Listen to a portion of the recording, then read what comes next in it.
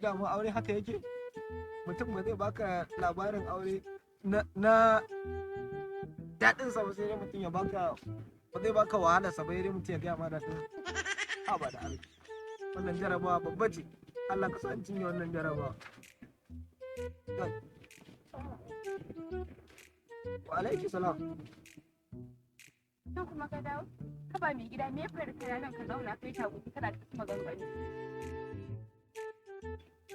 Baki dan Allah dan annabi na baro gidan mamaki banne ba. Wannan wata irin jaraba ce wannan dan Allah. Haba. Ba ya dake mu haka. Ki tashi ki koma gida ki bar mun ta haka. To wai ba ta tsaya da baka ne akai da maza. Ai yanzu ka fara. Wallahi yanzu ka fara. Inna lillahi wa inna ilaihi raji'un. Wannan kaddara ke daki dan ga miki gaskiya. Ba inda zan ina nan an daura kwado danki.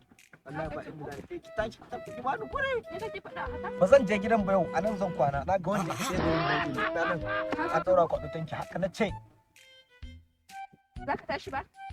Waye sama gwarjo. Ayo.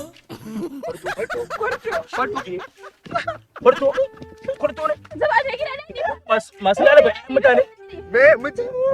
Amma kika mutu ma kike san mijinki ne kuma shine dawo maki shine ba ki faɗa ba? To na ce mai zo mu je gida ya kece in bar shi a nan. Kaji aikin banza kowa irin wannan gama gara ɓasa haka. Kaga soko.